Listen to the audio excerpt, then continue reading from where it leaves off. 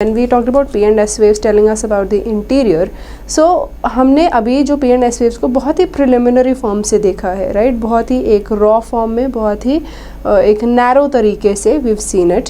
But the thing is P and S waves बहुत detailed हमें एक स्ट्रक्चर बताती हैं. हमने तो बस लिक्विड नॉन लिक्विड और टाइप ऑफ लिक्विड पे देख लिया है ना, लेकिन P and S waves की फर्दर स्टडी से, जैसे उसकी स्पीड एनालाइज करने से कि यहाँ से स्पीड ज़्यादा थी, यहाँ पे कम हुई, यहाँ पे ऐसे हुआ, वहाँ पे वैसे हुआ, यहाँ पे कम चेंज, ज़्यादा चेंज, वो सब देखते देखते हमें इवेंचुअली अर्थ के इंटीरियर के बारे में काफ़ी कुछ पता चला, right. Not just liquid and then the type of liquid but also the various layers within that liquid. ठीक कि कौन सा लेयर कैसा है, इतने एरिया में कितना refraction, like that. So now we have a very nice long in our chronology you can say, right from the outermost to the innermost, एक पूरा ऐसा लाइन है कि outermost से innermost तक कौन सी layers हैं, right. and वो जो भी layer है वो सारे के सारे eventually we'll be studying and we'll be seeing the differences between them and also the reasons. We have to talk about the interior of the earth and the different layers. ठीक है, अब layers की बात करते हैं. So what we'll do is I will be drawing the layers. I will suggest you कि आप भी साथ के साथ ड्रॉ कर लें. ठीक, थोड़ा बड़ा डायग्राम बनाइएगा, don't make a tiny one, make a bigger one, spacious one, so that उसके जो भी कैरेक्टर्स हैं, जो भी रीजंस है, वो हम उसके बीच में लिखते रहेंगे side by side. It will be a slightly detailed diagram and we'll put in whatever is required in the figure it self.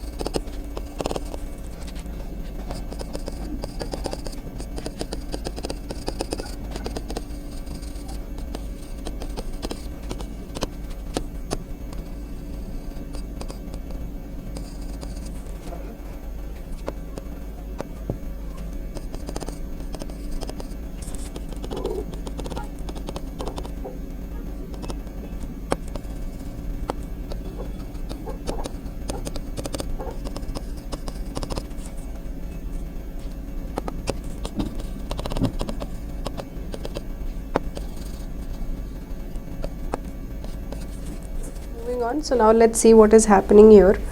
So what we'll see is एक एक करके let's break it down as to what exactly is the structure and why is it so.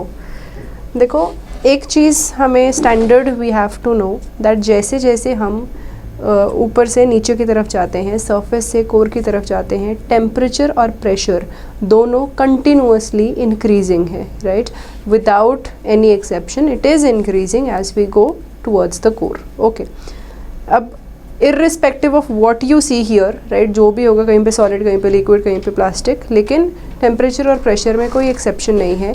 वो दोनों जो है वो increasing ही है as you move towards the core. Now let's see, broadly आज तक हमने जब भी अर्थ के इंटीरियर की बात की है, 3 लेयर्स की हमेशा हमने बात सुनी होगी. एक बोलते हैं क्रस्ट, एक मैंटल और एक कोर. ठीक है, अभी तक हमें ये पता था कि कोर लिक्विड होता है एंड ये जो हमारा क्रस्ट है वो सॉलिड होता है और बीच का सेमी सॉलिड होता है, राइट. इतना we have known so far. Okay, now we'll delve a little deeper into it. सबसे पहला जो है क्रस्ट. क्रस्ट तो वही same cheese, right. It is solid, it is brittle. In fact सिर्फ क्रस्ट नहीं, जो मैंटल है, मैंटल के भी आगे 4 लेयर्स हैं.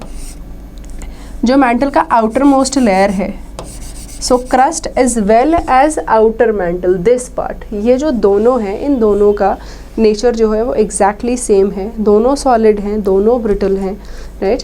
And so when we talk about the term lithosphere, the word lithosphere, वो इन दोनों का कंबाइंड है. इट्स अ फंक्शनल यूनिट जो हम इन दोनों को कंबाइंड वर्ड यूज़ करते हैं. Okay, that is one. So पहली चीज़ तो ये हुई कि क्रस्ट हो गया एंड मैंटल का आउटर मोस्ट लेयर हो गया, that is the outer mantle. कई बुक्स में आउटर मैंटल भी लिखा होता है, लाइक 2 बार आउटर होता है कि आउटर मैंटल, वो भी same layer, this layer, right. तो ये और ये, these 2 things we have seen. Now as we go further inside, ठीक, जब यहाँ से आउटर मैंटल से और थोड़ा अंदर जाते हैं, what happens is the temperature has increased, the pressure has increased, because of विच जो भी उसके अंदर पत्थर होते हैं या जो भी मटेरियल होता है, जैसे हीट बढ़ने से वो जो पत्थर वगैरह हैं वो भी हल्का हल्का मेल्ट होना शुरू हो जाते हैं, not too much but they start melting, right. जब वो स्टार्ट मेल्टिंग वाली पोजीशन में आते हैं तब वो ना तो लिक्विड है ना वो सॉलिड है, ठीक है। अब ना वो लिक्विड ना वो सॉलिड मतलब एक बीच का एक कोई स्टेट है, उस बीच की स्टेट को हम प्लास्टिक स्टेट बोलते हैं एंड इस लेयर को हम अस्थिनोस्फेयर बोलते हैं। अस्थिनोस्फेयर आगे जब हम वोल्केनोज वगैरह करेंगे दैट टाइम विल रियलाइज कि this is actually a very very important layer. वो जितना वोल्केनोज वगैरह कॉन्सेप्ट है उसको समझने के लिए ये लेयर याद रखना, right. Asthenosphere is there and asthenosphere is plastic in nature. Now see, ये प्लास्टिक नेचर का हमें पता कैसे चला, है ना। There was some proofs, right, there was some very prominent evidences जिससे हमें पता चला कि अस्थिनोस्फेयर प्लास्टिक इन नेचर है, राइट। इसके दो चीज़ें हैं, राइट। हमारे पास डाउट था कि ये या तो सॉलिड है, पहले जब हमें नहीं पता था कि प्लास्टिक है तब हमें डाउट था कि ये सॉलिड है या लिक्विड है, ठीक है। Now we have to find that out. Liquid का कैसे पता चलता? हमने नोटिस किया कि इसमें से जो एस वेव्स हैं वो पास कर जाती हैं, राइट। मतलब अगर इसमें से एस वेव्स पास कर रही हैं मतलब ये लिक्विड तो नहीं है, ओके। क्योंकि अगर लिक्विड होता तो एस वेव्स ने पास नहीं करना था, that means it is definitely not a liquid, okay. ये तो हो गया कि एस वेव्स पास नहीं कर रही थी, सॉरी एस वेव्स पास कर रही थी which proves that it is not liquid. तो हमें लगा कि सॉलिड होएगा, ठीक है, क्योंकि एस वेव्स पास हो रही है तो मतलब ये सॉलिड ही होएगा। But on the other hand अब हमारे पास एक और ऑब्जर्वेशन आ गई। वो क्या observation I? If you remember that rule of 32 degree Celsius temperature rise पर किलोमीटर, ठीक। कल जब हमने इंटीरियर ऑफ अर्थ के बारे में शुरू किया था तो उस समय मैंने बताया था कि हम जैसे टुवर्ड्स द इंटीरियर जाते हैं, for every 1 kilometre there is an increase of 32 degree Celsius per kilometre, है ना। अब वहाँ पे मैंने एक चीज़ आपको नहीं बताई, वो ये कि ये वाला जो रूल है 32 डिग्री वाला, ये सिर्फ वहाँ तक अप्लाई होता है जहाँ तक सॉलिड है, राइट। जब तक जो हमारा अर्थ का सिस्टम सॉलिड है तब तक ये 32 डिग्री वाला रूल अप्लाई करते हैं, ठीक। उसके जब बियॉन्ड जाते हैं, जब कोई भी वो मीडियम वो सॉलिड जब नहीं है, तब ऐसा नहीं कि टेम्परेचर इंक्रीज नहीं होता, टेम्परेचर इंक्रीज अभी भी हो रहा है, जस्ट दैट वो 32 डिग्री पर किलोमीटर वाले रेट से नहीं हो रहा, ठीक है। मतलब देखो, अदरवाइज अगर ये 32 डिग्री पर किलोमीटर वाला हम रूल फॉलो करते चलते फिर तो कोर पे जाते जाते temperature almost 2 lakh degree Celsius के आसपास होना था, राइट। उतना तो है नहीं, हमें पता है कि कोर का टेम्परेचर अराउंड 6000 डिग्री सेल्सियस के आसपास है, तो कहाँ 2 लाख कहाँ 6000, है ना, दोनों में बहुत बड़ा गैप है। तो वो उसका एक मेन रीज़न तो ये है कि वो 32 डिग्री पर किलोमीटर के हिसाब से हो ही नहीं रहा, वो वहाँ तक होता है सिर्फ यहाँ तक, right. Up till here we have seen कि जो टेम्परेचर राइज है that is 32 degree Celsius per kilometre. Beyond this point ये जो टेम्परेचर इंक्रीज़ है उसका रेट डिक्रीज़ हो जाता है, मतलब वही कोई 5-7 डिग्री पर किलोमीटर के हिसाब से बढ़ता रहता है। जब हमने ये अस्थिनोस्फेयर को पढ़ा तो अस्थिनोस्फेयर में हमें ये भी पता चला कि जो 32 डिग्री वाला रूल है वो भी अप्लाई नहीं होता यहाँ पे। तो जब वो अप्लाई नहीं होता तो मतलब क्या हुआ कि ये सॉलिड भी नहीं है, राइट। मतलब ये जो 32 डिग्री सेल्सियस पर किलोमीटर वाला रूल है वो यहाँ पे अप्लाई नहीं होता, that means it is not even solid. क्योंकि अगर सॉलिड होता तो वो वाला रूल अप्लाई होना था, नहीं हो रहा का मतलब क्या है कि वो सॉलिड नहीं है। So now we were in a fix, है ना, हम अब बीच में अटक गए। एक तरफ तो एस वेव्स पास हो ही जा रही हैं का मतलब ये है कि वो सॉलिड है, राइट, लेकिन वो 32 डिग्री वाला रूल भी नहीं अप्लाई हो रहा, तो मतलब क्या कि वो सॉलिड नहीं है, तो व्हाट टू डू, है ना। तो मतलब कि कोई बीच की स्टेट है, ना वो एग्जैक्टली सॉलिड है ना वो एग्जैक्टली लिक्विड है, कोई बीच की कोई चीज़ है ना। वो बीच की चीज़ क्या है? Plastic, right, we call it as a plastic zone. And यहाँ पे फिर हमने एक चीज़ और नोटिस की कि चलो एस वेव यहाँ से गुजर तो रही है, वो बात सही है, पी वेव भी गुजर रही है, लेकिन एक चीज़ है, जब वो इस लेयर से गुजरती हैं तो उनकी स्पीड कम हो जाती है, राइट। वो जिस स्पीड से जा रहे थे वो यहाँ पे आके इनकी जो स्पीड है वो कम हो जाती है, राइट। तो ये भी चीज़ हो गई कि चलो मीडियम तो बदला है, राइट, वो लिक्विड नहीं बना but some medium change has been there. तो फिर हम इसको जो अस्थिनोस्फेयर को लो वेलोसिटी जोन भी बोलते हैं, लो वेलोसिटी जोन इसीलिए बोलते हैं, राइट, क्योंकि यहाँ पे इवेंचुअली आके पी और एस वेव्स दोनों की जो स्पीड है वो कम हो जाती है, दोनों की वेलोसिटी कम हो जाती है, right. That is about the asthenosphere, that it is mainly plastic in nature, neither solid nor liquid. How do we know that? By these two things, right. अगर वो सॉलिड होता तो उसमें से उसमें ये 32 डिग्री सेल्सियस वाला रूल अप्लाई होना था, ठीक. अगर लिक्विड होता तो ऐसे ट्रैवल नहीं करनी थी, बट बोथ ऑफ देम, है ना, दोनों से हमें एक्सप्लेन होता है कि ना वो सॉलिड है ना वो liquid. So it's somewhere in the middle which we call as plastic. And also P and S waves even though they travel, they decrease significantly in their speed. Almost 30 से 40% जो उनका स्पीड है वो कम हो जाता है, इसीलिए हम इनको लो वेलोसिटी जोन बोलते हैं, ठीक. ये हुआ अगला लेयर जिसको हम बोलते हैं asthenosphere. Now after this what happens is asthenosphere के जब और अंदर जाते हैं, सो टेम्परेचर और pressure again there both increasing. However देखो अलग अलग पत्थर का, अलग अलग एलिमेंट का हीट और प्रेशर के अंदर अलग अलग बिहेवियर है, ठीक है. कोई चीज़ें ऐसी होती हैं जो हीट सस्टेन कर लेती हैं लेकिन प्रेशर सस्टेन नहीं कर पाती. कोई ऐसी होती है जो प्रेशर सस्टेन कर लेती है लेकिन हीट सस्टेन नहीं कर पाती, राइट. तो अब क्योंकि प्रेशर बढ़ रहा है as you are going towards the interior, तो प्रेशर तो बढ़ रहा है. और प्रेशर बढ़ने से व्हाट हैपेंस इज, जैसे जैसे प्रेशर बढ़ रहा है मतलब स्पेस कम हो रही है, राइट. स्पेस कम होने से व्हाट हैपेंस इज कि ये जो asthenosphere के अंदर की जो लेयर है, this layer is slightly less plastic, मतलब it is slightly more solid as compared to asthenosphere, right. तो वो सिर्फ क्योंकि प्रेशर बढ़ गया थोड़ा सा, राइट. अगर आपको अगेन स्कूल टाइम में अगर आपको याद हो, हम सॉलिड लिक्विड गैस के एक डायग्राम्स बनाते होते थे. वो कैसे था कि सॉलिड लिक्विड गैस का में फ़र्क क्या होता था, सिर्फ उसके बीच के जो पार्टिकल्स हैं उनके पैकिंग का फ़र्क होता था. जो सॉलिड थे उसमें पार्टिकल्स बहुत ही टाइट होते थे, लिक्विड में ऐसे थोड़े थोड़े दूर होते थे, और गैस में बहुत ही दूर होते थे, लाइक दैट. मतलब at the end of the day फ़र्क क्या है, सिर्फ उन जो भी उसके बीच के एटम्स है, राइट, उन सब के बीच का जो डिस्टेंस रहेगा, जो भी उसके जो कंपोनेंट मटेरियल है उसका जो डिस्टेंस है आपस में, है ना. नाउ सी यही सेम चीज़ अगर इसको आप बहुत टाइट स्पेस में डाल देंगे, right, it will tend to become a solid, right. So here also the same thing is happening. वही वैसा सही मटेरियल है लेकिन क्योंकि आप थोड़े से अंदर आए, प्रेशर बढ़ गया, प्रेशर बढ़ने की वजह से स्पेस कम हो गई, एंड वही सब जो पार्टिकल थोड़े दूर दूर थे वो they started coming closer and they become slightly more solid as compared to the asthenosphere above. Okay, ये हो गया inner outer mantle which is slightly less plastic as compare to the asthenosphere. And as we go further inside, जब inner mantle की तरफ आते हैं, वही same logic, जैसे और अंदर गए there is even more increase in pressure. वो फर्दर इंक्रीज इन प्रेशर की वजह से जो ये प्लास्टिसिटी है वो और कम हो जाती है, राइट. वो थोड़ा सा और सॉलिड की तरफ मूव कर जाता है.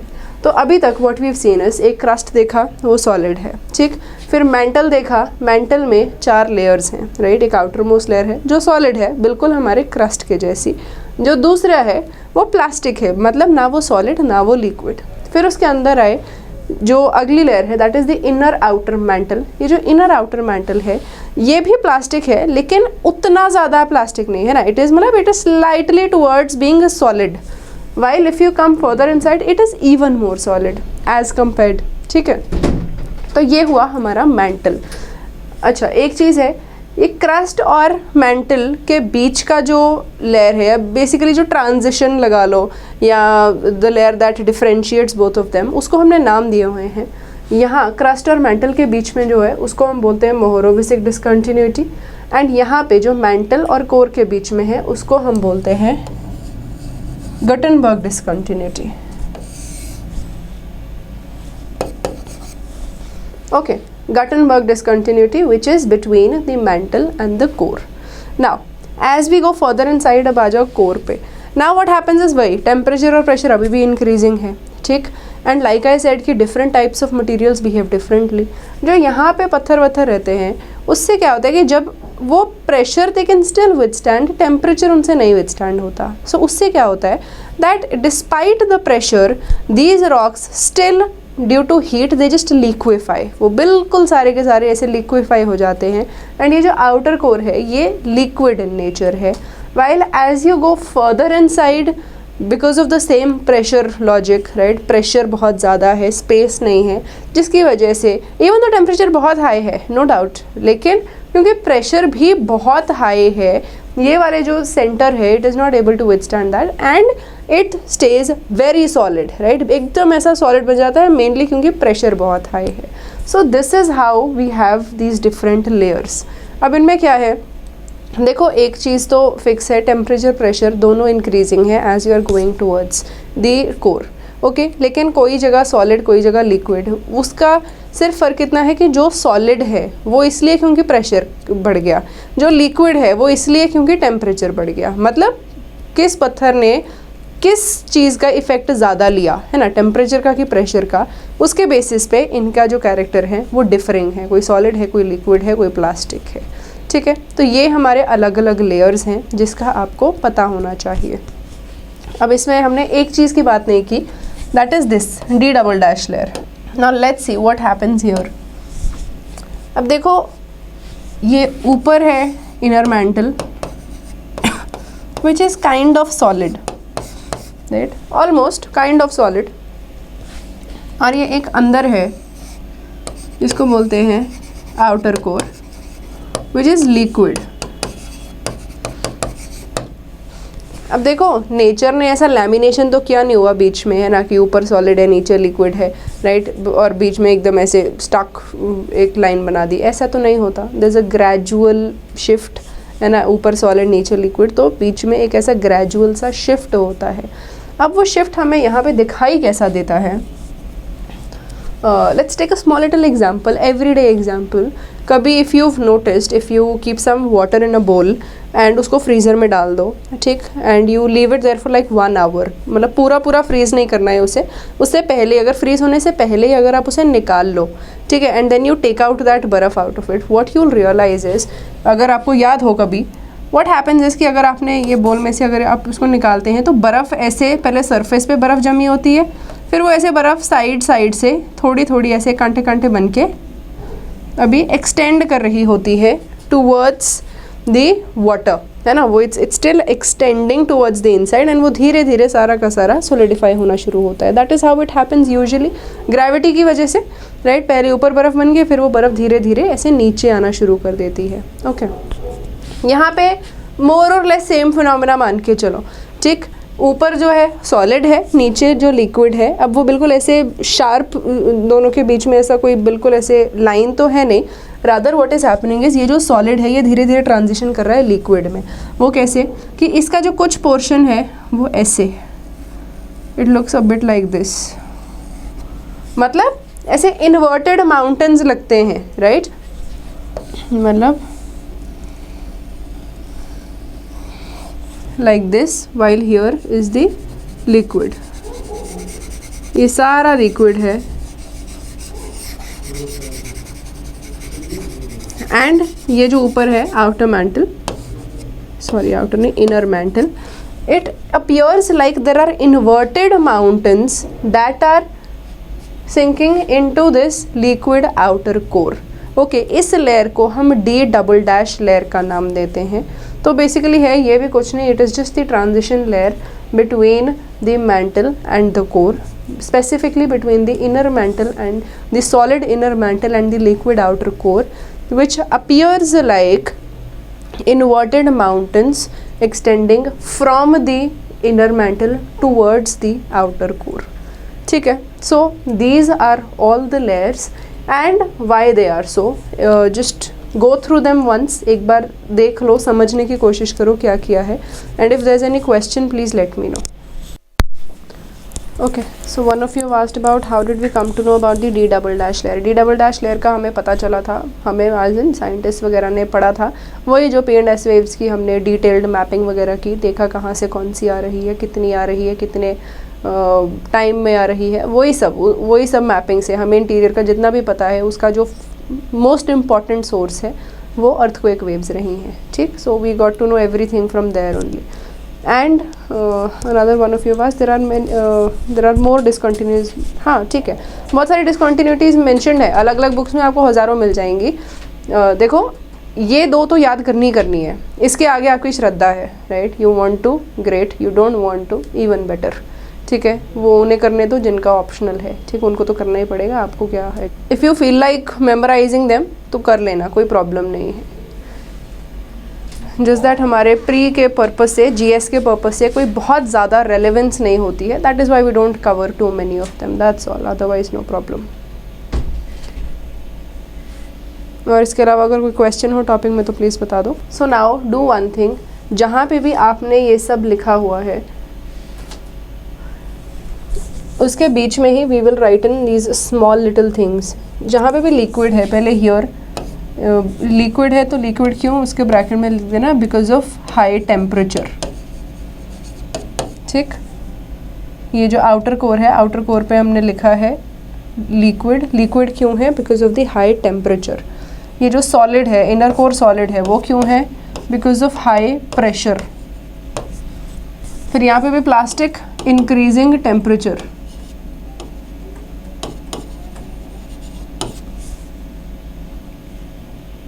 और इन दोनों में increasing pressure.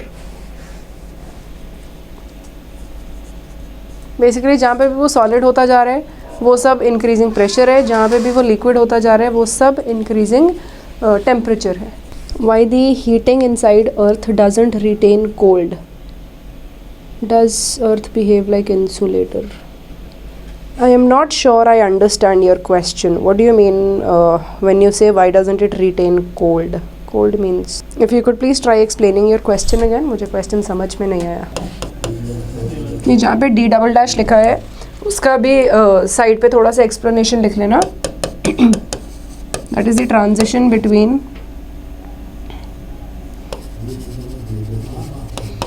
almost solid inner mantle and liquid outer core,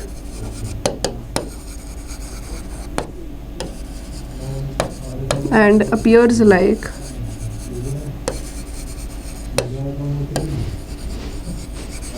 inverted mountains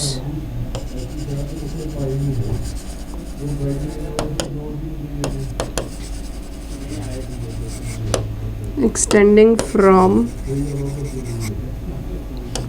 inner mantle to outer core।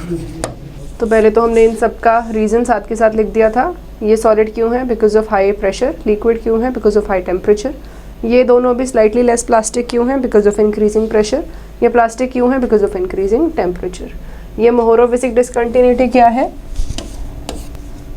The layer between या फिर द ट्रांजिशन बिटवीन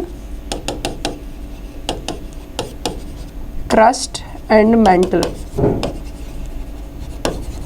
वाइल के गुटेनबर्ग क्या है, between mantle and core.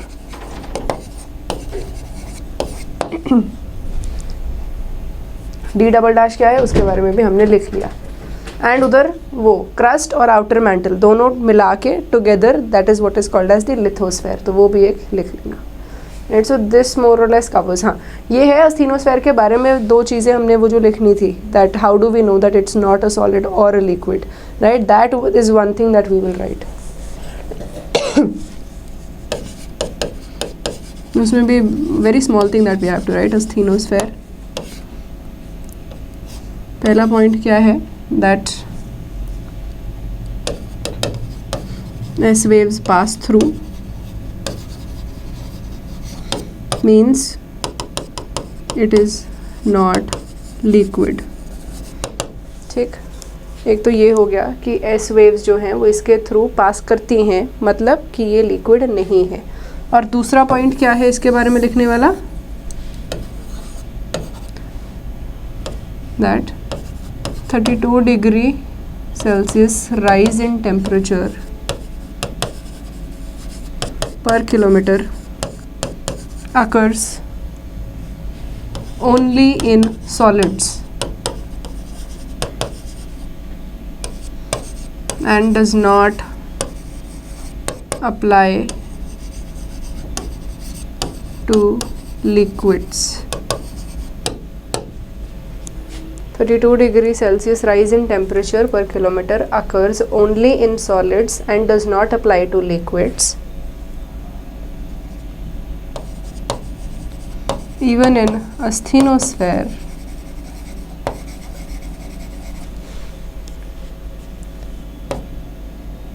this rule doesn't apply.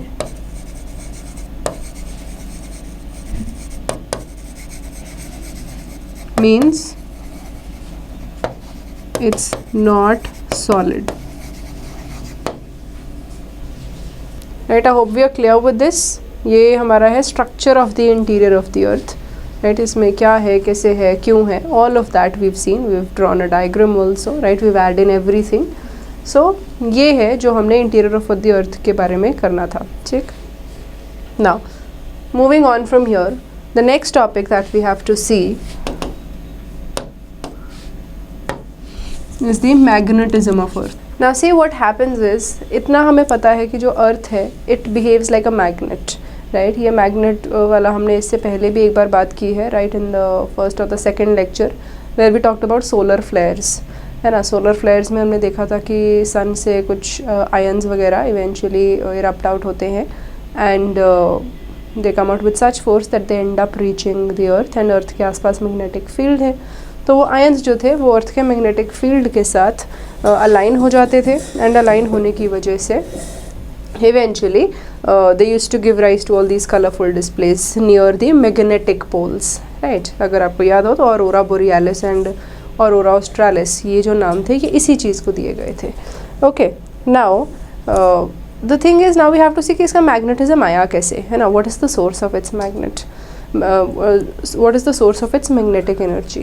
अब देखो overall होता क्या है कि दुनिया में दो तरीके के मैग्नेट्स हैं. ठीक, एक को हम बोलते हैं परमानेंट मैग्नेट्स, एक को हम बोलते हैं डायनामोस.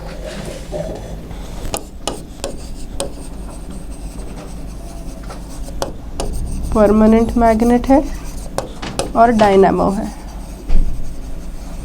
देखो परमानेंट मैग्नेट का मतलब ये होता है कि कोई भी चीज़ जिसकी इनहेरेंटली, राइट, जिसमें एक इनहेरेंट क्वालिटी है मैग्नेटिज्म की. ठीक, मतलब उसका जो मटेरियल है वो इन इट सेल्फ मैग्नेटिक है, वो खुद ही एक मैग्नेट जैसे बिहेव करता है, उसके अंदर से एलिमेंट्स इटसेल्फ, है ना. वो तो होता है permanent magnet. Okay, dynamo machines होती हैं, मतलब उसमें कोई एज सच कोई उसका जैसे कोई लोहे का एक ब्लॉक है, राइट, सम आयरन ब्लॉक ऐसे ही तो मैग्नेटिक नहीं होता.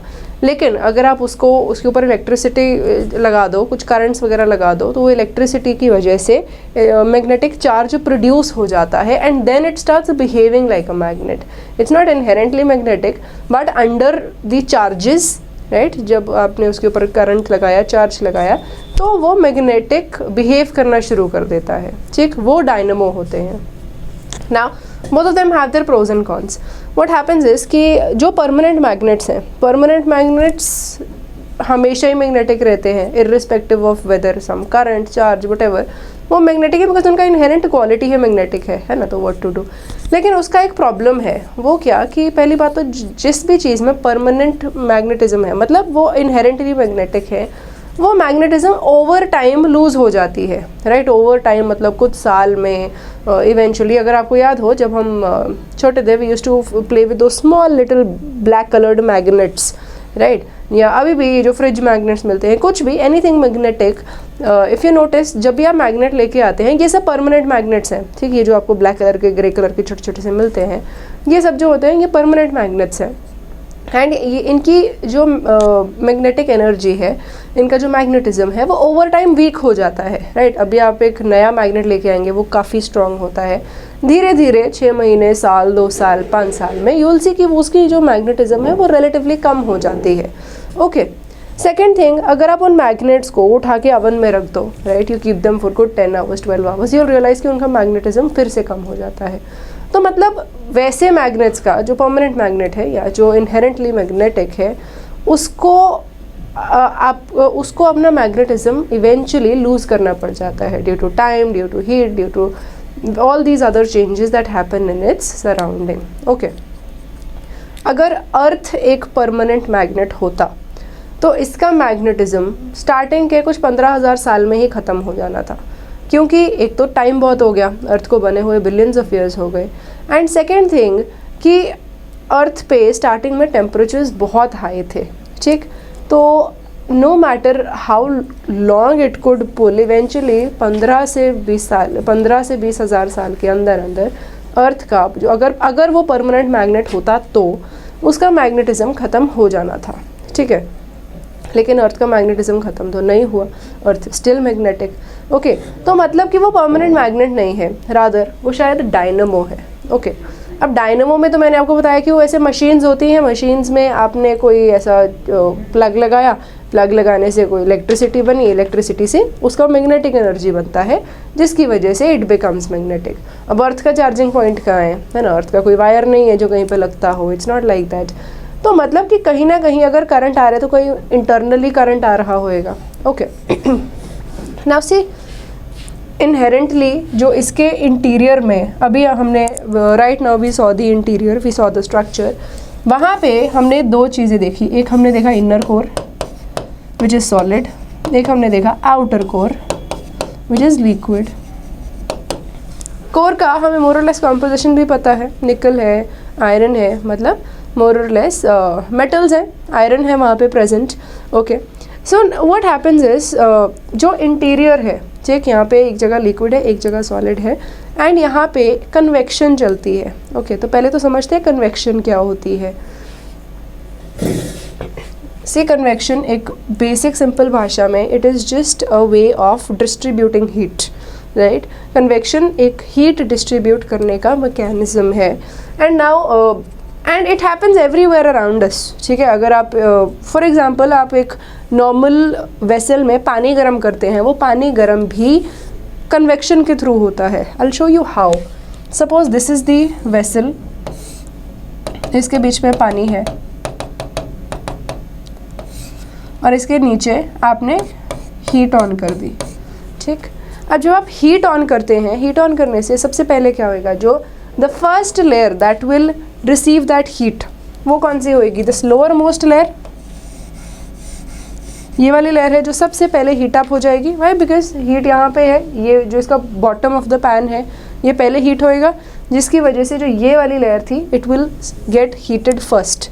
जब ये सबसे पहले हीट होएगी, so what will happen is, जब भी कोई चीज़ हीट होती है, अगर ये कोई पार्टिकल है, जब ये हीट होता है थोड़ा सा एक्सपैंड होता है, राइट, ये यहाँ से थोड़ा बड़ा हो गया, राइट, ये भी पार्टिकल था, ये भी थोड़ा सा एक्सपैंड हो गया, ये भी है, ये भी एक्सपैंड हो गया, जो भी पार्टिकल है हल्के हल्के एक्सपैंड होते हैं। जब कोई चीज़ एक्सपैंड होती है उसकी डेंसिटी ऑब्वियसली कम हो जाती है, राइट। वही सेम मटेरियल पहले इतनी सी जगह में था, अब वही सेम मटेरियल इतनी जगह में आ रहा है, तो मतलब उसका डेंसिटी कम हो गया। जब डेंसिटी कम हो गया तो मतलब सराउंडिंग के हिसाब से थोड़ी सी लाइट हो गई चीज़, right, because it's become less denser, and जो भी चीज़ लेस डेंस होती है वो फ्लोट करती है, जो भी ज़्यादा डेंस होती है वो नीचे जाती है। डेंसिटी डिफरेंशिएशन याद करो, यही सेम चीज़ बोली थी, that anything that is lighter और which has less density will tend to come to the surface, and anything that is denser will tend to go to the bottom, okay. यहाँ पे भी सेम चीज़ होती है। ये वाली जो लेयर है, this layer eventually gets heated, expands and becomes less denser and thus starts to float. ये ऐसे बॉटम से ऊपर शिफ्ट हो जाती है, और यहाँ पे क्या होएगा, जो इसकी नेक्स्ट लेयर थी वो आ जाएगी, ठीक ठीक। नाउ व्हाट हैपेंस इज, वो भी ऐसे ही हीट अप होएगी, even it this will get heated up, ये ऊपर चली जाएगी, वो यहाँ आ जाएगी, और ये वाली जो लेयर है वो नीचे आ जाएगी, फिर हीट होएगी, वो इसके ऊपर चली जाएगी, ये नीचे आ जाएगी, लाइक दिस, एक के बाद एक ऐसे जो पानी का मूवमेंट होता है। अगर आप पानी जब बहुत बॉईल करना शुरू कर देता है, इनफैक्ट बहुत बार if any of you is interested in cooking or something, तो कभी आपने बहुत सारी ये जो शेफ्स वाली बुक्स होती हैं या कहीं ब्लॉग्स वगैरह पे लिखा होता है when water reaches a rolling boil, मतलब जब पूरा बॉईल होना शुरू होता है, मतलब उसे रोलिंग बॉईल कहते हैं। रोलिंग बॉईल में मतलब जब ये पूरा उबल रहा है, तो पूरा उबल रहा है तो आप नोटिस करेंगे ऐसे पानी रोल कर रहा होता है, साइड से ऐसे ऊपर आ रहा है, अंदर एंड सेंटर से अंदर जा रहा है, फिर साइड से ऊपर आ रहा है, सेंटर से अंदर जा रहा है ना। तो that is convection at play, कि जो नीचे की गर्म लेयर्स हैं वो ऊपर आ रही हैं एंड ऊपर की ठंडी नीचे जा रही है, फिर ऐसे ऊपर आ रही है. This is what is called as convection. Okay. ये सिर्फ पानी के कंटेक्स्ट में नहीं, ये एवरीवेयर, ठीक है, हमारे जो आसपास majority of the heating it happens with convection only. गर्मियों में जब एसी लगाते हैं, एसी से भी कूलिंग कन्वेक्शन के थ्रू ही होती है. अगर आपका ये रूम है, इस रूम में यहाँ पे आपने एसी लगा दिया, तो एसी से क्या होएगा, उसने ये वाले इसके आसपास के जितने एयर पार्टिकल्स हैं उसको ठंडा किया. ठंडे करने से क्या होएगा, कोई भी चीज़ कॉन्ट्रैक्ट करती है. If I am saying heat से एक्सपैंड होती है, तो ठंडे से कॉन्ट्रैक्ट होती है, तो कॉन्ट्रैक्ट होएगी तो हैवी हो जाएगी, हैवी होएगी तो सिंक कर जाएगी.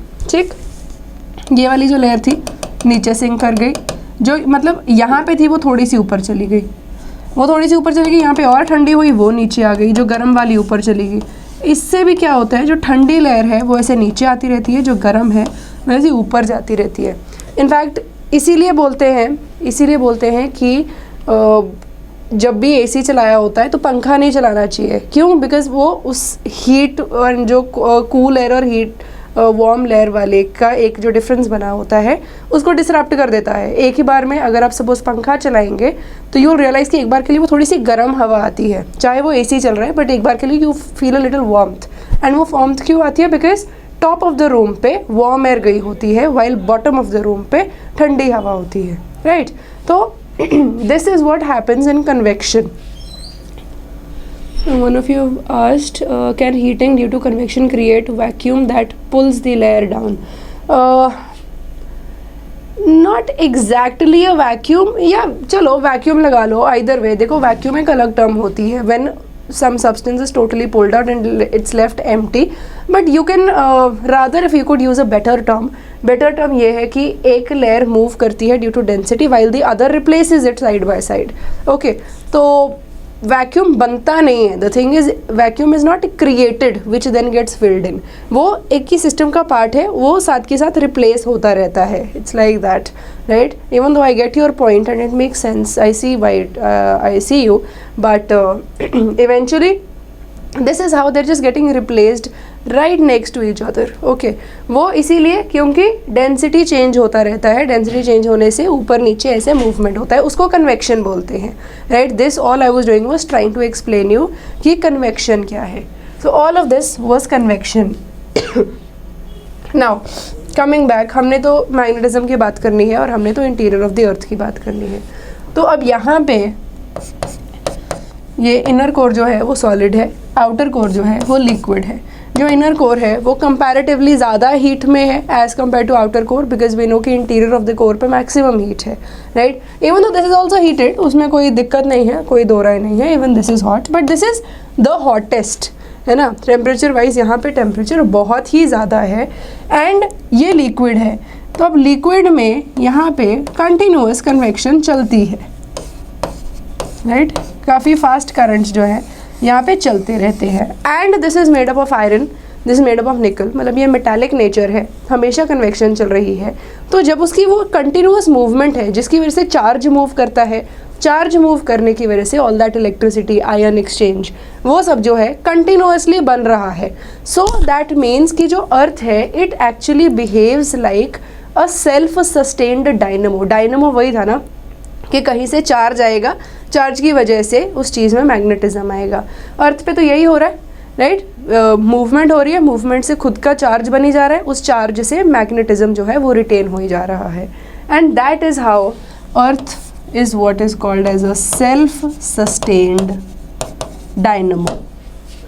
Okay, it is that system, it is that machinery which creates its own charge and hence its own magnetism which goes on and on. मतलब इसमें कुछ फिर स्टॉप नहीं होता, मतलब फिर इसका ये पॉसिबिलिटी नहीं है कि ये ख़त्म हो जाएगा. राइट? वी डोंट नो, मतलब ख़त्म अभी फ़िलहाल के लिए तो अभी अगले कुछ मिलियन साल तक तो नहीं ख़त्म हो रहा. राइट? बाद में आगे जाके कोई अनप्रोडिक्टेबल चेंजेस हो जाए, we don't know. Right? But magnetism has been there, it is there and it will stay. Mainly because जब तक सॉलिड इनर कोर और लिक्विड आउटर कोर है तब तक अर्थ पे मैग्नेटिज्म है. Right? It is as simple as that. तो एक तो ये चीज़ हुई. ठीक है, पहली बात तो ये कि मैग्नेटिज्म है वो कैसा है और क्यों है. Another thing that we have to see वो ये है कि जो भी मैग्नेट्स होते हैं उनको depending on their polarity 3 type के होते हैं। एक होते हैं फिक्स्ड पोलैरिटी, एक होते हैं पीरियोडिकली शिफ्टिंग पोलैरिटी, और एक होता है रैंडमली शिफ्टिंग पोलैरिटी।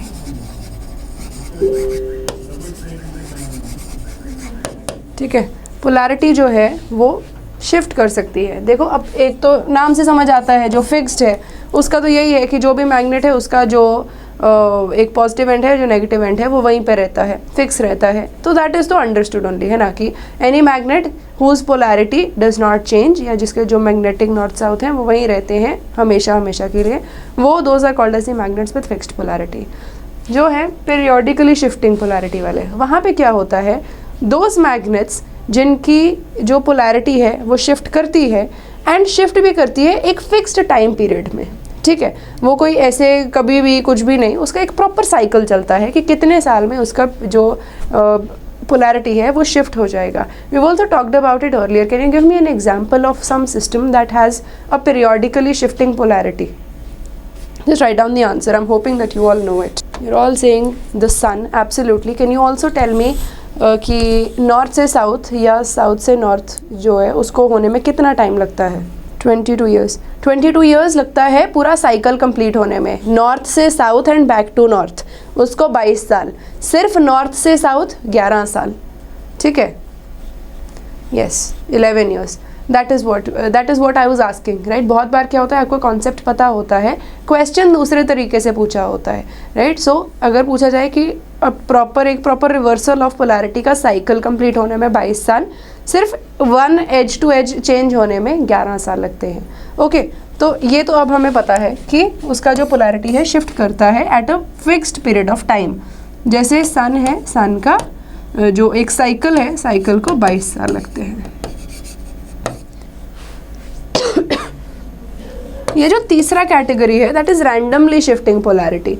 अब इसका ये मतलब है कि इसका भी शिफ्ट करेगा, नॉर्थ से साउथ, साउथ से नॉर्थ जाएगा, लेकिन वो कितने समय बाद जाएगा उसका कोई as such fixed time period नहीं रहता, राइट। वो कभी भी कर सकता है, 4 साल बाद भी कर ले, 400 साल बाद भी कर ले, right. It has no fixed timing, जिसका परफेक्ट एग्जाम्पल अर्थ है। ठीक, अर्थ का अभी तक जो मैग्नेटिक नॉर्थ एंड साउथ थे, राइट, जो मैग्नेटिक पोल्स थे वो इधर नॉर्दर्न हेमिस्फेयर में they were somewhere in this region, जहाँ पे ये अलास्का है, रशिया है, ये सब, एंड सदर्न हेमिस्फेयर में देवर समवेयर हियर, जहाँ पे ऑस्ट्रेलिया है। Okay, however now we started seeing, पिछले कुछ साल में, 1-2 साल में, अब ये जो पोलैरिटी है अब ये शायद रिवर्सल की तरफ शुरू हो गई है, right. Again in next few decades ये अब शायद शिफ्ट कर जाए।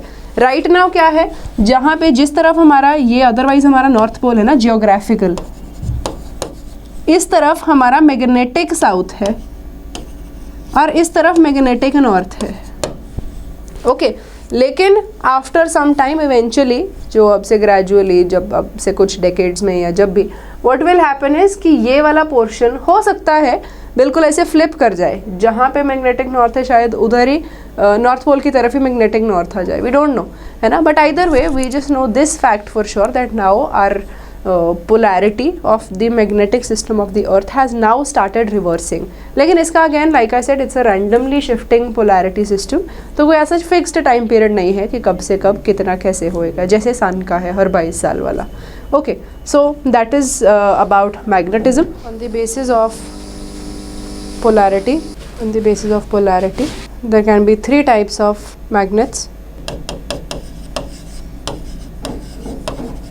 First, fixed polarity,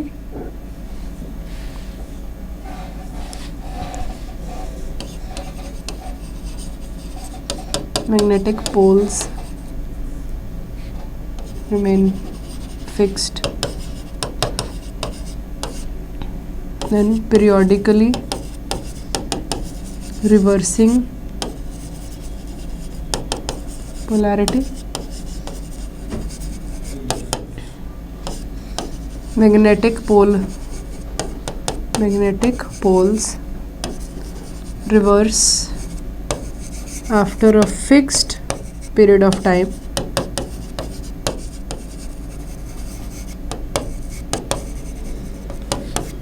for example sun,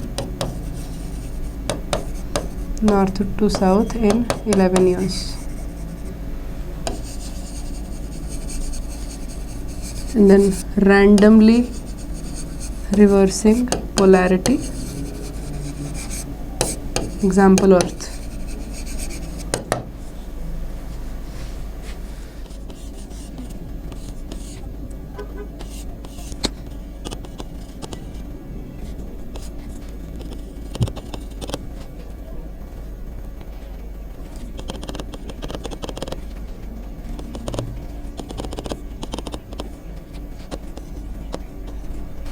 This is one small little table I want you to add in. It just gives you some figures कि crust, mantle और core overall by volume percent या by mass percent कितना occupy करते हैं. And you will notice कि core जो है वो even though by volume area come occupy करता है, लेकिन अगर आप by mass देखें तो वो काफ़ी है as compared to its volume, है ना, ऑलमोस्ट उसका डबल है. And that is mainly because right वो बहुत डेंस है, right, just because it's very heavy, it's very dense, because of which we see that its mass percentage is much higher as compared to its volume percentage. While if you see crust, more or less the same, and mantle, even though उसका volume ज़्यादा है, जो उसका mass contribution है वो relatively कम है. Once you're all done with it, please write down your messages that you're all done so that we can start with the next topic. So from here on, what we will be doing is the next topic that we have to start off.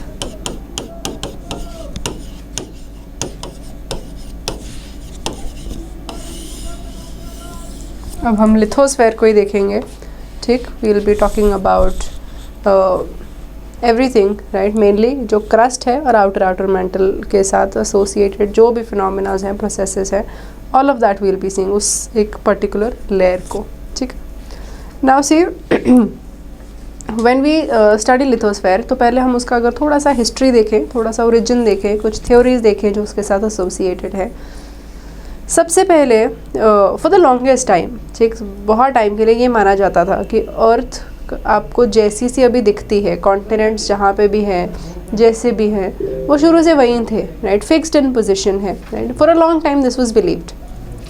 ये जो concept है ये पहली बार challenge किया by a person called as Alfred Wegener.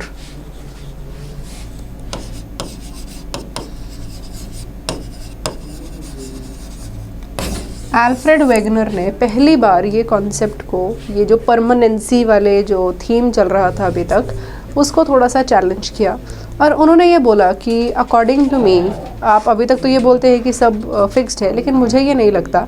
मुझे ये लगता है कि ये जितने भी कॉन्टिनेंट्स हैं ये मूव कर रहे हैं, right. They have not been fixed, they have been moving, and वो मूव करते करते इवेंचुअली अपनी अपनी पोजीशन पे आए हुए हैं, जिसको उन्होंने एक थ्योरी में कॉन्टिनेंटल ड्रिफ्ट हाइपोथेसिस के नाम से एक ये पूरी थ्योरी दी थी, ठीक है. ये जो उन्होंने कॉन्सेप्ट, पहली बार जो कॉन्सेप्ट लेके आए थे 1912 में लाए थे, right, the very first time the idea came about. फिर इन्होंने ये पब्लिश किया था 1915 में in a book called as are wandering continents.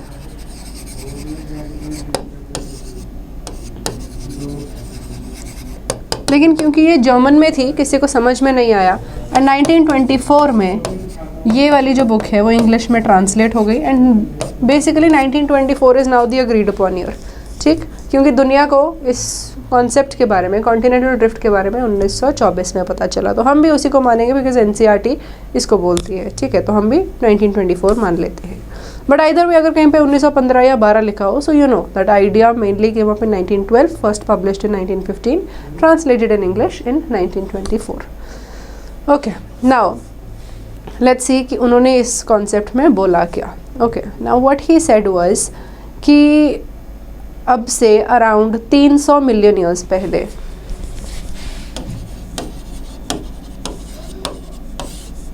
एक सुपर कॉन्टिनेंट था जिसका नाम था पैंजिया, ठीक. मतलब ये सब कॉन्टिनेंट्स ऐसे टूटे हुए नहीं थे, इधर उधर नहीं थे, एक ही बड़ा सा लैंडमास था. ये सब इकट्ठे थे, सब जुड़े हुए, एक बड़ा सा लैंडमास था जिसको पैंजिया का नाम दिया. एंड ओशन था उसके आसपास, जितना भी ओशन है उसके आसपास, दैट वाज देयर, जिसको नाम दिया गया पैंथलासा। ठीक है, this happened 300 million years back. फिर उन्होंने बोला कि अराउंड 200 मिलियन ईयर्स पहले ये जो पैंजिया था ये टूटना शुरू हो गया। ठीक है, अलग अलग पार्ट्स में धीरे धीरे टूटना शुरू हुआ एंड ये टूट के इसने 2 मेजर लैंड मासेस बना लिए। एक ऊपर अंगारा लैंड और एक ये नीचे ऐसा गोंडवाना लैंड।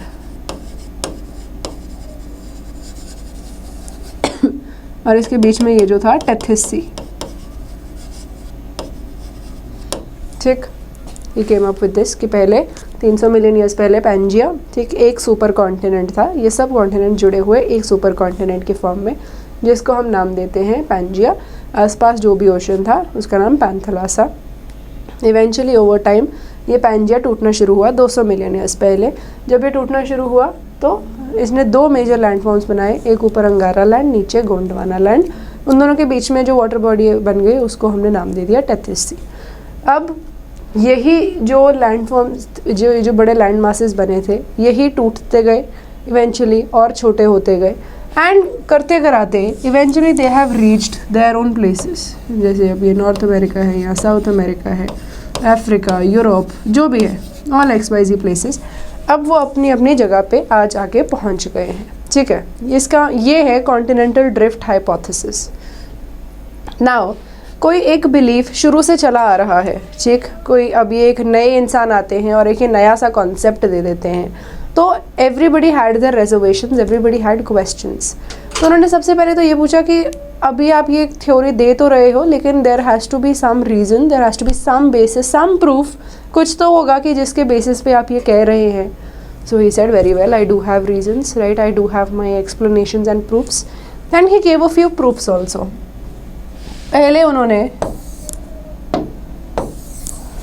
3-4 बहुत अच्छे प्रूफ्स दिए। पहले उन्होंने ये बोला कि आप कॉन्टिनेंट्स की फिट देखो, मतलब उनकी आप शेप देखो, एंड वो शेप ऐसी लगती है कि अगर आप उनको ऐसे एक इधर और एक इधर, दोनों को ऐसे इकट्ठा कर दोगे तो इट सीम्स कि वो दोनों एक ही सिस्टम का पार्ट थे जो टूट के अलग हुए हैं, right. The fit of the continents is a perfect match.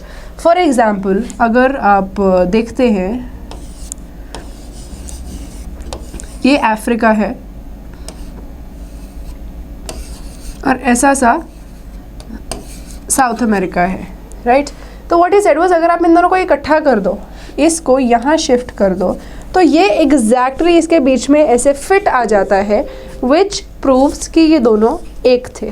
ठीक है, तो लोगों ने बोला भाई ये तो कोइंसिडेंस भी हो सकता है, ऐसे कैसे, आपने शेप देखा, आपको शेप से आइडिया आ गया कि अच्छा ये मूव कर रहे हैं, ऐसे कैसे टूट के मूव कर गए।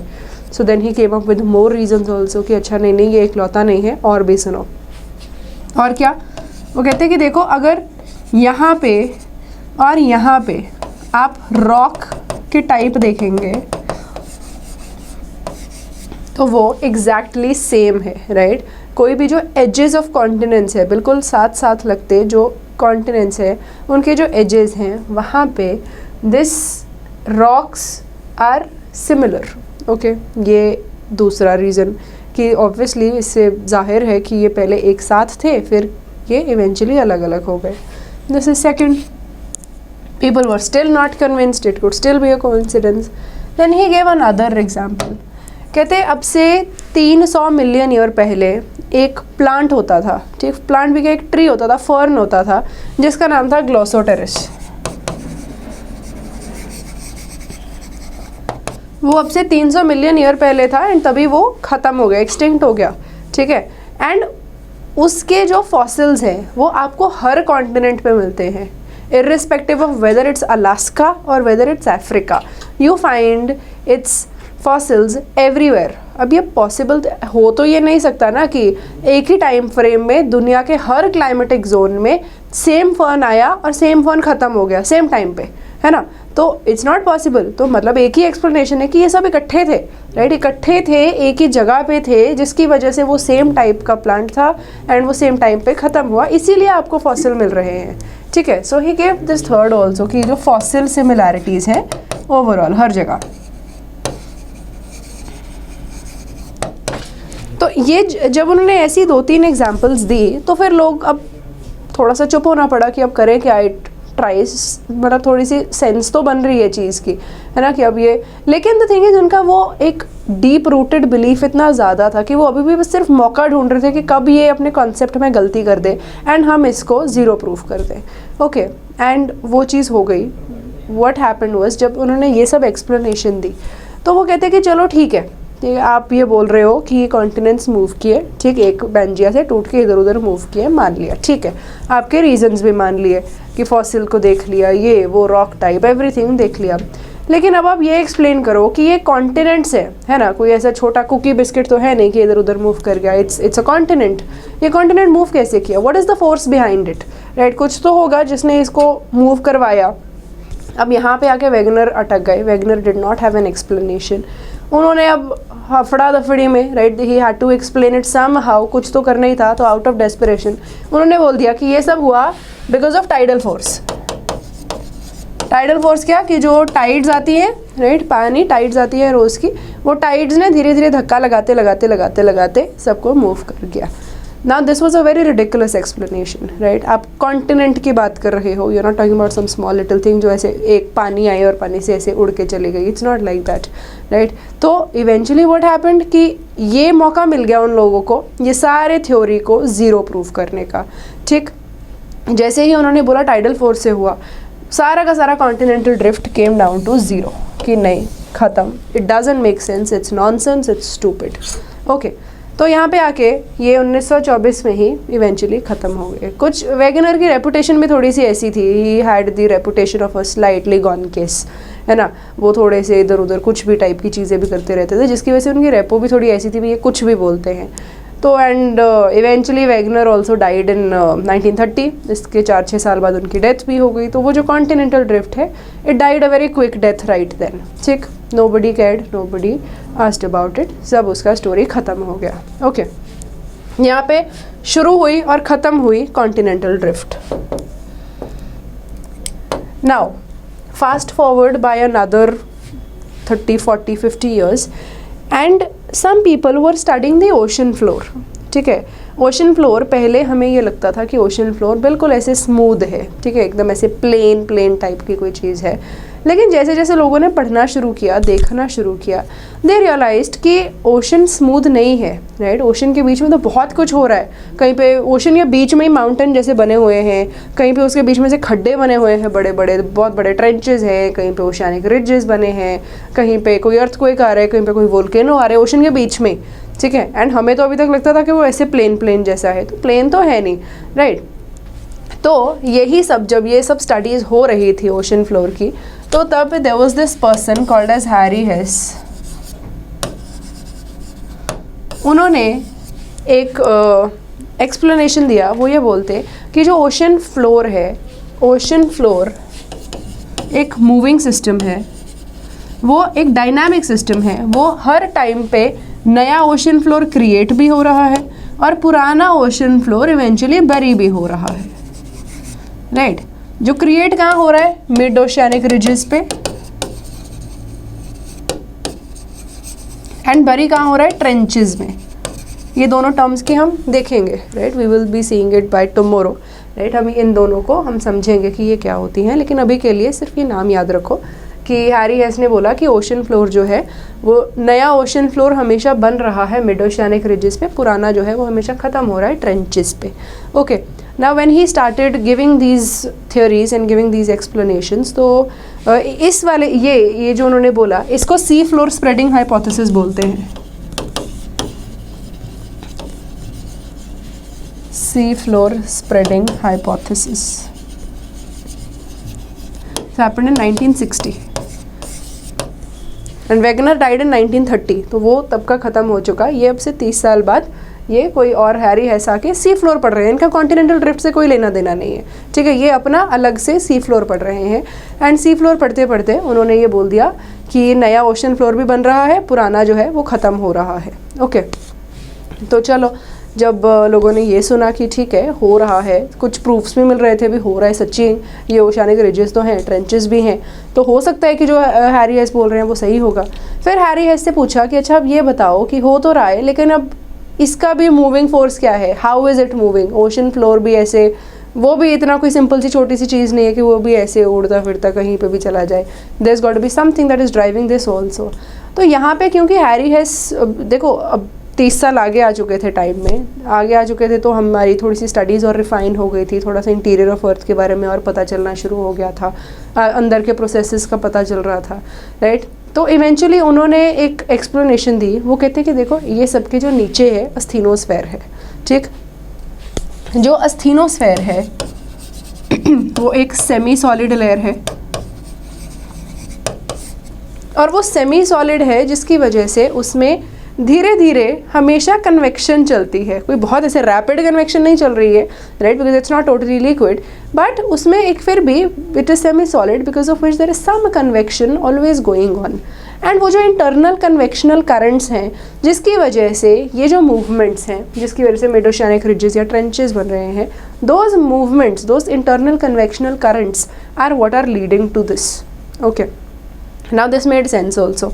लोग देखो जैसे जैसे टाइम में आगे आए, लोग थोड़े से न्यू आइडियाज़ के लिए रिसेप्टिव भी हो गए, ठीक है, कि चलो अब देखते हैं, सुनते हैं लोग क्या कह रहे हैं, right. So they liked this idea that it made sense, okay, कि एक तरफ आपको दिख रहा था कि ट्रेंचेस हैं, मिड ओशियानिक रिजेस हैं, और वो ये भी एक्सप्लेन कर रहे हैं कि इसके नीचे मूवमेंट हो रही है और उस मूवमेंट की वजह से उसके ऊपर जो सर्फेस है वो मूव कर रहा है, right. It make sense, logical, right. So this was accepted, right. लोगों ने बोला कि अच्छा, बहुत अच्छा थ्योरी है, बहुत बढ़िया है ना, ये सी फ्लोर स्प्रेडिंग हाइपोथेसिस को लोगों ने मान लिया। फिर देयर वर सम पीपल, उन्हें ये फील होना शुरू हो गया, फिर उनको याद आया कि एक वेगनर थे, ठीक है, वेगनर बोलते थे कि कॉन्टिनेंट्स मूव कर रहे हैं। यहाँ पे हैरी हैस आए, वो बोल रहे ओशन फ्लोर मूव कर रहा है। अगर कन्वेक्शनल करंट्स, अगर internal convectional currents ocean floor को मूव कर सकते हैं तो वो कॉन्टिनेंट्स को भी तो मूव कर सकते हैं, क्योंकि ओशन फ्लोर और कॉन्टिनेंट सेम सिस्टम का ही तो पार्ट है, राइट। ये जितना लिथोस्फेयर है, लिथोस्फेयर है क्या, देखो अगर आप अर्थ देखें तो ये कोर है, मतलब इनर कोर आउटर कोर, ये सारा मेंटल है, मेंटल में this part is asthenosphere here, and इसके ऊपर this is the lithosphere, this portion is lithosphere. तो लिथोस्फेयर में यहाँ पे ही है, यहाँ पे बीच में कहीं पे कॉन्टिनेंट है, फिर कहीं पे ये ओशन आ जाता है, this part is the continent. मतलब ये जो overall lithosphere is the outer most layer which is brittle, right, brittle है एंड बहुत छोटे छोटे पोर्शंस में टूटी हुई है, it's like that. Okay, so people started thinking कि अगर यहाँ के जो कन्वेक्शनल करंट्स है उससे ये ओशन फ्लोर मूव हो सकता है, तो ये वाला पोर्शन क्यों नहीं मूव हो सकता। Okay, so then they studied it very seriously. उन्होंने फिर वो वेगनर की थ्योरी उठाई, उससे धूल हटाई, दोबारा से पढ़ाई की उसकी, एंड देन दे रियलाइज्ड कि इट इज़ पॉसिबल, राइट, कि whatever he was saying maybe it did make sense, maybe it was not complete rubbish. The only one thing where it was flawed is कि उन्होंने जो उसका driving mechanism दिया वो tidal force दिया, बस वही एक गलती थी। उसके अलावा जितना भी कॉन्सेप्ट है वो सब सही है, ठीक। तो फिर हम उस कॉन्सेप्ट को दोबारा से लेके आए, उसको सी फ्लोर के साथ जोड़ दिया, ठीक, एंड हमने एक तीसरा कॉन्सेप्ट बना दिया। तो continental drift plus sea floor spreading together gave rise to a third term और a third theory which is now called as the plate tectonics theory.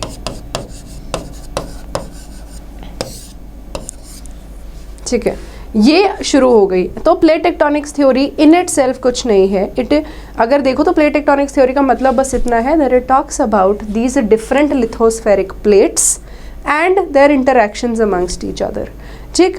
तो वो है क्या, अब ये जब हम बात करते हैं टेक्टोनिक प्लेट या लिथोस्फेरिक प्लेट, अब से एक चीज़ का ध्यान रखिएगा, जब भी टेक्टोनिक प्लेट बोलेंगे उसमें ocean floor as well as continental mass दोनों आते हैं, राइट। अभी हम हमेशा यूजुअली ये कंफ्यूज कर देते हैं कि जब हम बोलते हैं कि कॉन्टिनेंटल या जब हम बोलते हैं प्लेट, है ना, टेक्टोनिक प्लेट, हमें ये लगता है कि कॉन्टिनेंट्स की बात हो रही है, ठीक है, कि नॉर्थ अमेरिका, साउथ अमेरिका, ये सब, वो बात नहीं हो रही है। We are talking about a proper lithospheric plate here. अगर if I make a clearer diagram for you, if suppose this is the surface, as in ये core है, ये mantle है, और mantle में this part is the, this one is the asthenosphere, और उसके बाहर का ये पार्ट जो है वो लिथोस्फेयर है। अब क्योंकि ये लिथोस्फेयर जो है ये थोड़ा सा ब्रिटल है, तो ब्रिटल की वजह से इसमें ऐसे बीच बीच में क्रैक्स आए हुए हैं। ये इतना पोर्शन एक है, ये कोई छोटा सा दूसरा है, ये ऐसे है, लाइक दिस, सारा का सारा, ठीक है। ओशन कॉन्टिनेंट छोड़ो, ये जो एक ओवरऑल एक लेयर है उस पे ये ऐसे क्रैक्स वगैरह आए हुए हैं। सो इट इज़ डिवाइडेड, है ना, this lithosphere is divided into many small lithospheric plates. अब इस लिथोस्फेरिक प्लेट्स के ऊपर है जो भी हम बात कर रहे हैं, जो ओशन है, कॉन्टिनेंट है, माउंटेन है, ये सब जो है ये लिथोस्फेरिक प्लेट के ऊपर है। हाउ, सपोज ये प्लेट है, इस प्लेट का कुछ पोर्शन जो है वो ऐसा कॉन्टिनेंट है, यहाँ पे इतना, this much was continent, and यहाँ पे ऐसे गड्ढा जैसा था जिस पे पानी भर गया, वो ओशन बन गया। तो ये ओशन बन गया, दिस पोर्शन को ओशन फ्लोर बोल दिया, ये जो बाकी है इसको कॉन्टिनेंट बोल दिया, लाइक दैट, राइट। को हो सकता है कि यहाँ पे चलो इस रीजन में थोड़ा ज़्यादा कॉन्टिनेंट रह गया, इसमें इतना ज़्यादा ओशन बन गया, लेकिन ये थोड़ा कॉन्टिनेंट रह गया। तो जब भी आप लिथोस्फेरिक प्लेट की बात करते हो, दैट मीन्स कि उस पर आप ocean floor as well as continental mass दोनों की बात करें। लिथोस्फेरिक प्लेट उसके नीचे की पार्ट की बात हो रही है, राइट, जिसके ऊपर ओशन और कॉन्टिनेंटल मास दोनों है, right. This you are talking about the base, tectonic plate is the base that is lying underneath, जिसके ऊपर सब कुछ फ्लोट कर रहा है। ओके, एक तो ये चीज़। अब से don't ever confuse the two, tectonic plate includes both oceanic as well as continental part. फ़र्क बस इतना पड़ जाता है कि कभी कभार हम किसी एक लिथोस्फेरिक प्लेट को ओशियानिक बोलने लग जाते हैं, किसी एक प्लेट को कॉन्टिनेंटल बोलने लग जाते हैं। वो क्यों बोलने लग जाते हैं? That there are some plates जहाँ पे ओशियानिक पार्ट ज़्यादा है, जैसे सपोज ये वाली प्लेट मैंने बनाई थी, यहाँ पे क्या है, ओशियानिक पोर्शन काफ़ी ज़्यादा है एंड जो कॉन्टिनेंटल है वो थोड़ा सा था। So we start calling this plate to be majorly oceanic, ठीक। वाइल ये वाली जो है इस पे कॉन्टिनेंटल मास ही ज़्यादा था, तो this is majorly continental. But tectonic plate includes both parts. जो ओशियानिक प्लेट भी है उस पे भी सम पोर्शन कॉन्टिनेंट के होते हैं, एंड जो कॉन्टिनेंटल प्लेट भी है उस पे भी सम पोर्शंस ऑफ ओशन या सी हमेशा होते हैं, राइट। तो एक तो ये चीज़ है that you should be uber clear with that what we are talking about when we say a tectonic plate.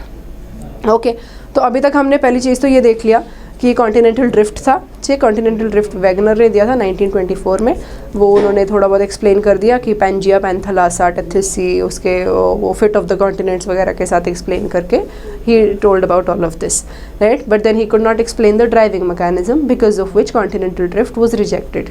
Then by the 1960s, Harry has talked about the seafloor spreading hypothesis, where he said that the new ocean floor is created along the mid-oceanic ridges, while the old oceanic floor is getting buried along the trenches, and the driving mechanism could be the convectional currents occurring in the asthenosphere. This asthenosphere, these convectional currents in the asthenosphere also proved or also explained the movement of continents, hence proving right the continental drift. So both of these theories were clubbed together, giving rise to a third theory called as plate tectonics theory, right. अब हम जो अब से बात करेंगे वो plate tectonics theory की बात करेंगे, और उसको ही स्टडी करेंगे कि प्लेट्स कौन सी प्लेट्स हैं, कहाँ पे हैं, उनकी आपस में इंटरैक्शंस क्या होती हैं, ऑल ऑफ दैट, राइट। वो अब जो है हम इसके बाद से करेंगे।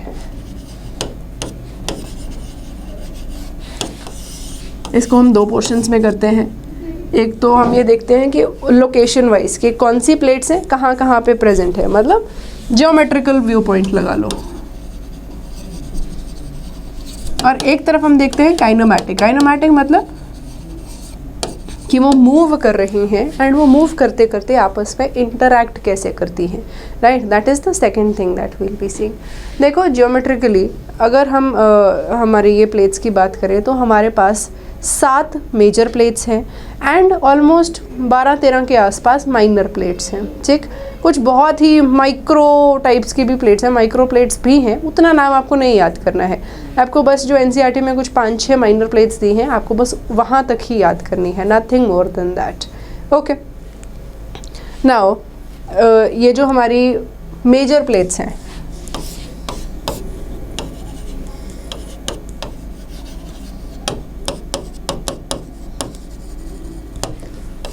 मेजर प्लेट्स देखें तो कौन सी हैं?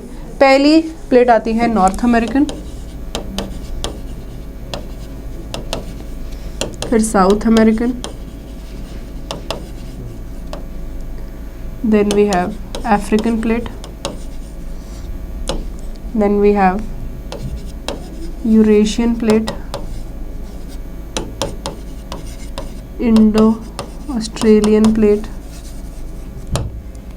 then we have Antarctic plate, and we have Pacific plate. अब ये जो पैसिफिक प्लेट है ये सबसे बड़ी प्लेट है, it is largest and it is also primarily oceanic in nature, right. अब प्राइमरली ओशियानिक मतलब कि वो जो प्लेट है उसका जो काफ़ी ज़्यादा पार्ट है वो ओशन से कवर्ड है। वाइल अगर आप यूरेशियन प्लेट देखेंगे ये जो है प्राइमरली कॉन्टिनेंटल है, बिकॉज अगेन इसके ऊपर जो उसका ज़्यादातर पार्ट है वो कॉन्टिनेंट से कवर्ड है, राइट, और वो थोड़ा पार्ट है जो वाटर से कवर्ड है। ऑन दी अदर हैंड अगर आप माइनर प्लेट्स देखते हैं, I will give you a name of 2-3 here, rest I want you to find out in your NCERT, you will find it, right. आपको क्या देखना है? पहली बात the name of the plate and second thing कि वो कहाँ पे लोकेटेड है, right. You will find in the NCERT, it's इस नाम दिया है and then it has also given the location कि between so and so plate ये वाली है, फिर बिटवीन सो एंड सो ये वाली है, राइट। जैसे you will find names like Cocos plate, Nazca plate, Arabian plate, like that, right? So try finding all of these. तो ये जो हैं these are basically the plates that we have, okay? देखो हम अक्सर टेक्टोनिक प्लेट्स को continental मास के साथ क्यों कंफ्यूज कर देते हैं? बिकॉज उसके नाम ऐसे हैं।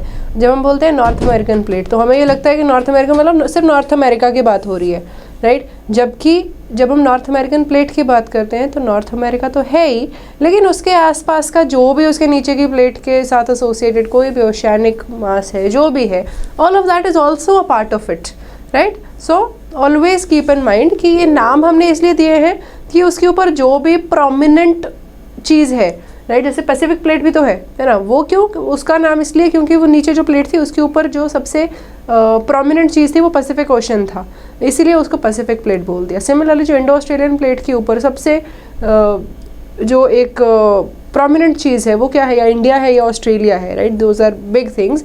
लेकिन इंडिया और ऑस्ट्रेलिया भी, अगर आपको इंडिया और ऑस्ट्रेलिया की पोजीशन का थोड़ा सा अंदाज़ा हो तो इंडिया कहीं यहाँ पे है, ऑस्ट्रेलिया यहाँ पे है, तो Indo Australian plate both of them are a part of same lithospheric plate.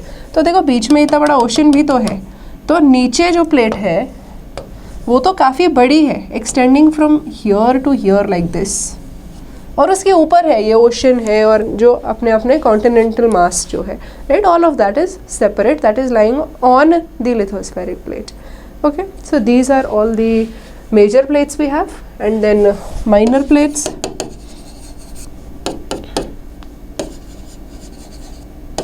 Cocos plate,